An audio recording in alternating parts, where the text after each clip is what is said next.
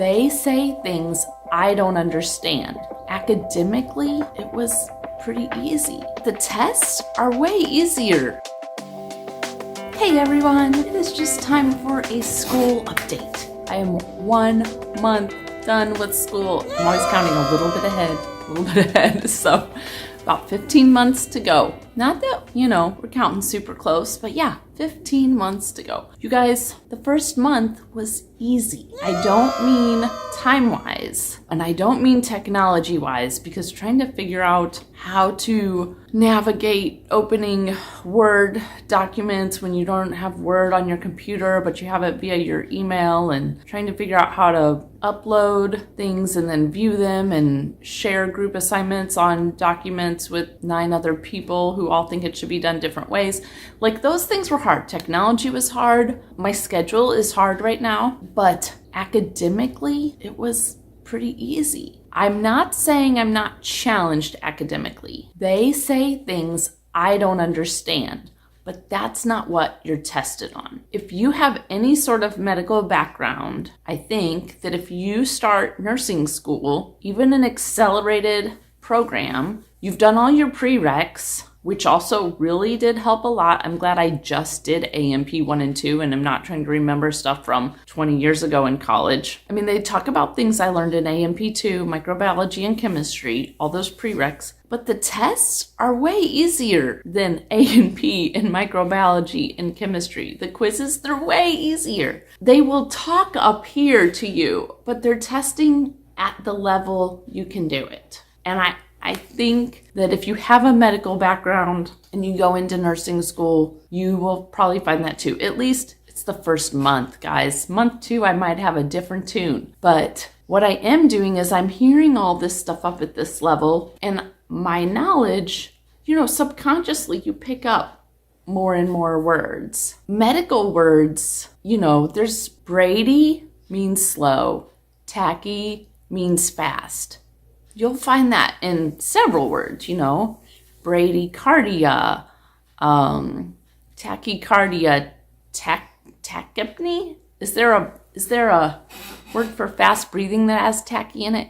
I don't know. You start to learn words, you get more familiar with them, and then you see other things, and you're like, oh, so I know what that means. It's a lot like learning a new language. If you look at a nursing book, and you think, this looks so confusing and so way over my head, they're not going to test you on everything. They're going to test you on the amount they think you can soak in, and it's reasonable. It is a reasonable amount of stuff. So I just want to say, don't be too scared. It's not that scary. Find a lot of time free, find a good support system, because I've not had time to do nearly as much stuff around the house, not had as much time to spend with my kiddos, but my brain is not exhausted trying to figure stuff out. Even the stuff that's hard, my lung assessment, I don't understand all the things I was doing. I know how to go through the motions, but I couldn't tell you very well what I was hearing if I listened to a lot of lungs.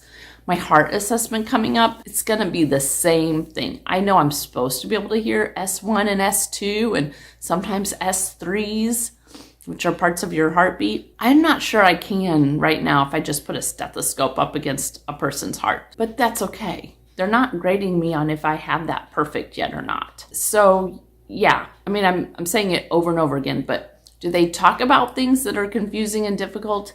Yes. Will you be expected to be able to do those things and know those things right away? No, they're going to give us time. So that is very encouraging. Grades is not something I'm worried about. That's really nice to not have to be worried about grades. It might be a different story if I didn't have Raylan. Raylan is definitely the best nursing instructor ever. I kind of think we should get her a shirt that says nurse educator, because she's the best teacher, man. She has made us learn so much. So that is that. Now, I did intermittent fasting for 10 days before vacation. It was not that hard. I think I messed up one day, but then I did an extra day 11 to make up for it. It was not that hard. But it does take saying, I'm going to do it to do it.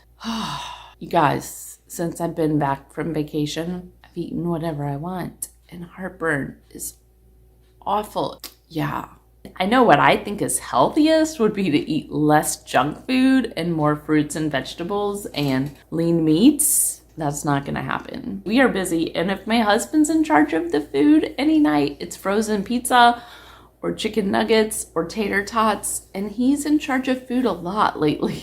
You know, he'll cut up an apple if I ask him to for us, but his go-to is just going to be, you know, let's cook 2 frozen pizzas instead of 1 frozen pizza and some apples and something healthy. So honestly, when you're stressed, you want to eat junk food, not healthy food. So the right way would be to eat healthier foods and less of the bad for me foods, because I would become the healthier weight and I would have more energy. All kinds of things would be better.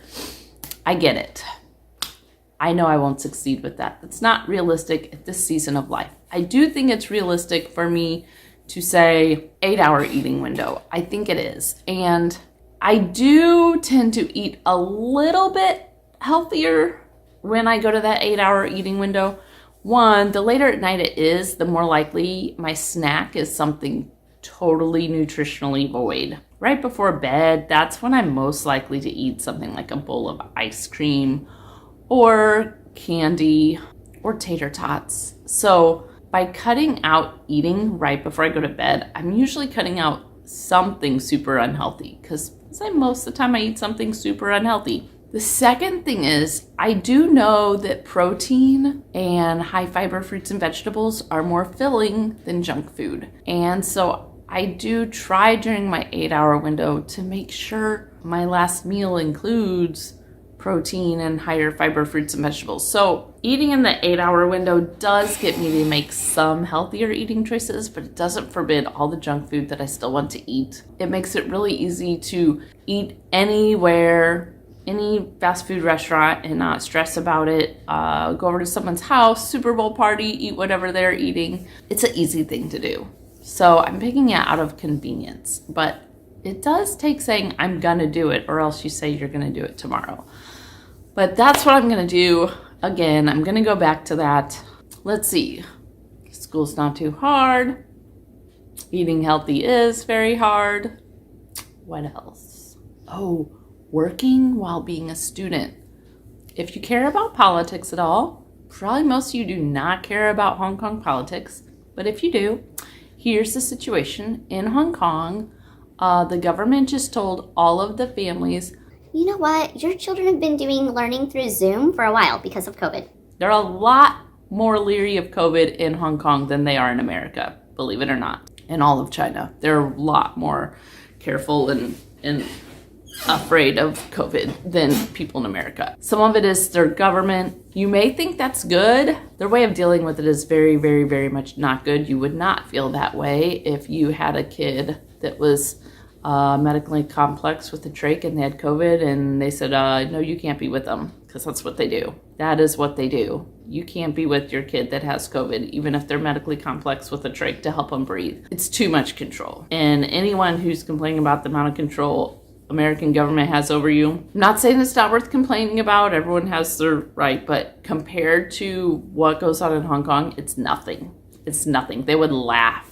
They would totally laugh in your face that what we complain about with our government. So anyways, the government has a lot of control. The government told all the schools, hey, your kids have been learning via Zoom. We don't really think that's super. We're just going to start summer break in March and April. They are on summer break right now. And then when they're supposed to really have summer break, I think the plan is they hope they will send them back to school in person, because in-person learning is better than Zoom. Can you imagine if your public school kids, if you had kids that went to public school, if they're immediately told, Yeah, summer break starts next week. And then when your kids are supposed to have summer break, we're going to send them to school. if you had a summer vacation planned, womp, womp, womp. If you don't have babysitting lined up and your kids are too little to stay at home alone, womp, womp, womp. Parents are furious in Hong Kong. And they have nothing for their kids to do. Before, they were already like, My kid has school on Zoom today. because it was happening a lot. They weren't going to school in person a lot. That already was exhausting to parents. But now they don't even have school on Zoom. There's no homework. There's nothing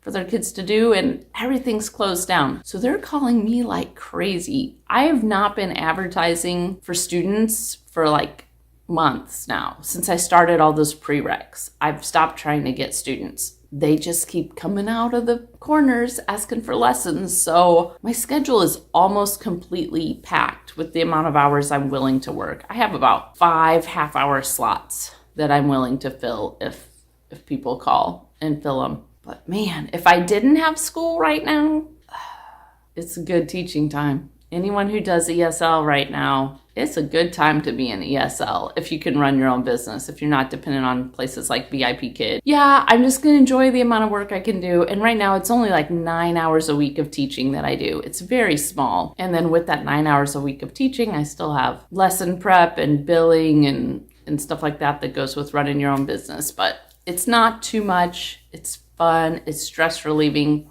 Again, it just takes away though from time to do other productive things. So that's it. I've rambled too long. Work, politics update, diet update, school update. Hope you enjoyed it.